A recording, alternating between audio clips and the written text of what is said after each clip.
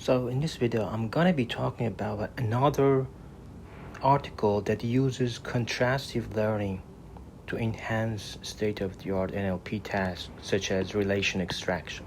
Last time we were talking about temporal relation extraction, but in this paper we focus on open relation extraction, this paper in 2023. And this is a positive sample. I think they draw inspiration from this article and that distribution that I will explain.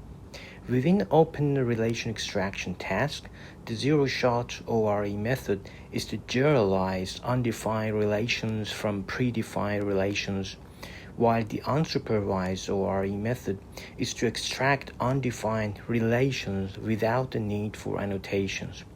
However, despite the possibility of overlap between predefined and undefined relations in the training data, a unified framework for both zero-shot and unsupervised ORE has yet to be established.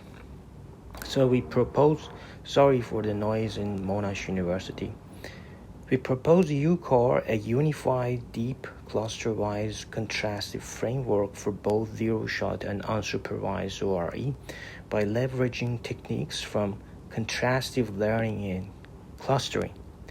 So it overcomes the limitations of contrastive-based zero-shot open relation extraction methods by employing this cluster-wise that preserves both local smoothness as well as global semantics. Additionally, we employ a deep cluster-based updater that optimizes the cluster center, thus enhancing the accuracy and efficiency of the models. And to increase the stability of the model, we adopt adaptive self-paced learning that effectively addresses the data shifting problems. So there are four contributions a novel deep cluster-wise contrastive framework that effectively addresses both zero-shot open relation extraction and unsupervised open relation extraction. And then they introduce cluster-wise contrastive module for the ORE task, which combines instance-wise and cluster-wise. Because this one is prone to noise, so we try to make it more robust by other techniques. So we augment the loss with other losses, in order to make more robustness. And we introduce deep cluster-based cluster center updater and adaptive self-paced learning techniques, which enhance the efficiency and stability of our model. This is the architecture. First, we give the sentences, and for relation extraction, they use they have the labeled data for entities as well. So they know the start of entity 1 and the end of entity 1, the start of entity 2 and the end of entity 2, and then they can, because there is a predefined, we know before we learn, we know all. It's not like progressive learning or that we update, we add the labels. Every day we have new labels, but here we fix it. And then we give it to cluster-wise, and about this one, instance-wise. And unfortunately, in natural language processing, it's not like image processing. It's not like computer vision that we use different techniques of data augmentation, such as translation, shifting, cropping, and many other things. We can just choose dropout mask. We have a sentence, we just drop one word.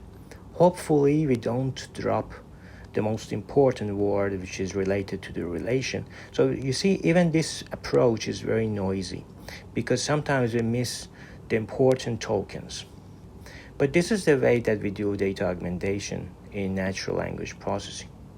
And this is the simplest approach for contrastive learning, which is instance-wise. And we use both negative instance and positive, in contrast to methods like BYOL and SimSium that only use positive samples. So these are non-contrastive approaches, which I've explained in previous lectures.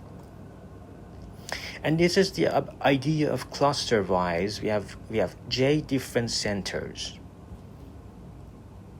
So as I said, we have a sentence, we have the start and end of entity 1, we have start and end of entity 2, and for after we give it to Bert, we have some representation. So the start of entity 1, the end of entity 1, this is a representation of that, and the start and end of entity 2, and this is the equivalent representation. Then, like previous methods for relation extraction, we just augment them, we concatenate them, and then we give it to a multi-layer perceptron in order to approximate the relation. And so this nonlinearity projection enhances, and we use ReLU nonlinearity as well. But for data augmentation, it is important that its positive pair is just the dropout. The only thing that we can do in natural language processing, dropout. And as I said, we just use the info and CE loss, which I've explained in a different lecture. And so one here is just the indicator, if you remember, indicative function evaluating to 1. And tau is here is a hyperparameter, we can tune it, we call it temperature. In the cluster-wise contrastive module, so instance-wise contrastive layering results in an embedding space where each instance is distinctly separated and exhibits local smoothness. However, instance-wise clustering contrastive learning treats two samples as a negative pair as long as they are from different instances, irrespective of whether they belong to the same relation type, causing alienation of the instances from the same type. And for cluster centers initialization, at the beginning of the training, we conduct k-means clustering on all representation vectors using varying number of clusters. And we assess the resultant clustering outcomes via this Davis-Baldwin index. So this is Davis-Baldwin index. And this CJ is just the center for cluster, center of cluster J. So CK is the center of cluster K. And we know D is the distance between the centers of cluster J and K. And so this is the maximum which is taken over all pairs of clusters. And a number of clusters with the lowest dBi will be selected for utilization in this model. And you know, the cluster-wise contrastive loss could be similarly written like this. But phi here is the normalized density, and J is just the number of relations in cluster J, and A is a smooth parameter. The difference between tau and phi is the value of phi j. It varies between different clusters. So a small value of phi j indicates a better concentration of relations within the cluster. So existing methods rely on clustering techniques, and they follow this article. We use the student T distribution as a kernel to measure the similarity between embedded relation Ri and the center Cj. This alpha here is just a degree of freedom of student T distribution.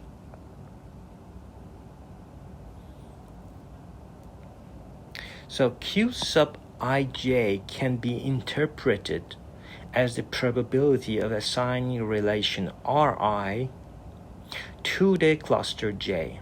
So this is a deep learning approach to this clustering. And then we proceed. This is very interesting. If you have read the important paper, which is written by Farhadi, and then you will understand the value of this paper.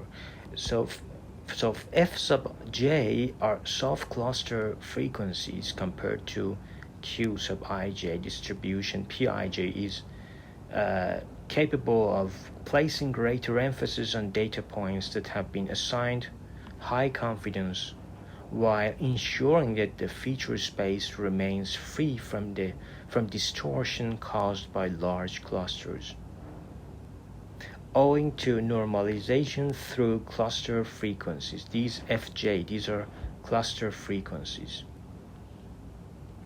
So think about it as a new distribution, but this one is a more normalized version. And then we need the KL divergence between soft assignments, Q, and the auxiliary distribution.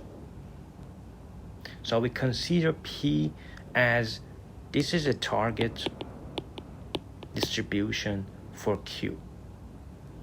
And our objective is just the KL divergence between them, between the soft assignment and the auxiliary distribution. The clustering center will be optimized with higher confidence and reduce the impact of over large clusters, thus improving the clustering accuracy in cluster-wise contrastive modules performance. And this is the adaptive self-paced learning. Well, he has employed a momentum encoder to ensure a consistent relational feature space, but with open relation extraction datasets that have fewer data and clusters, the use of momentum encoder may hinder convergence speed. Consequently, finding the right hyperparameter theta for the moving average that balances both representation shift and convergence speed poses a significant challenge. Therefore, we propose this adaptive self-paced learning to cluster-wise loss. So this is cluster-wise loss, but VI here is when the L is less than lambda is 0, otherwise it's 1. But lambda here is adaptive, and we define it like this. So L cluster is just a cluster in the T's epochs, and T is the number of epochs, and mu and sigma here, mu and sigma, are the means and standard deviation. So lambda is adaptive to the losses of the cluster-wise contrastive module, not an independent hyperparameter like regular safe-paced learning. Then the loss of all unsupervised modules can be formulated as the loss of KL divergence, clustering, and instance-wise contrastive learning. And this eta is a hyperparameter used to balance how much you care about KL loss, how much you care about contrastive loss, so it's a trade-off. And all the modules we propose can be executed without the need for labeled relations. So we adopt this feed-forward layer as classifier to facilitate the prediction process. So for a given input, S is the final output of the label entity is this, and we just use the cross entropy because it's classification, very simple classification, and then we add it to the unsupervised learning that I explained in the previous slide. This unsupervised plus supervised, and we have this hyperparameter. We can tune it because the trade-off between supervision and unsupervised learning could make an effect. And for evaluation metrics, we use NMI metric. To evaluate the effectiveness of clustering, usually use it for clustering. We choose 3 commonly used metrics. So either B3 is our NMI, or is it ARI, which is adjusted rand index. This B3, which has both precision and recall, it accurately assesses the rate of correctly assigning data points to their respective cluster or clustering all points into a singular class. And their F1 score is computed as the harmonic mean of precision and recall. Gx and Gy are predicted labels of two data points, and Cx and Cy are the true labels of x and y. And the NMI score quantifies the amount of information shared between the predicted label and the ground truths. A perfect partition of data results in an MAI score of 1. And Y star and Y are predicted labels and the ground truths.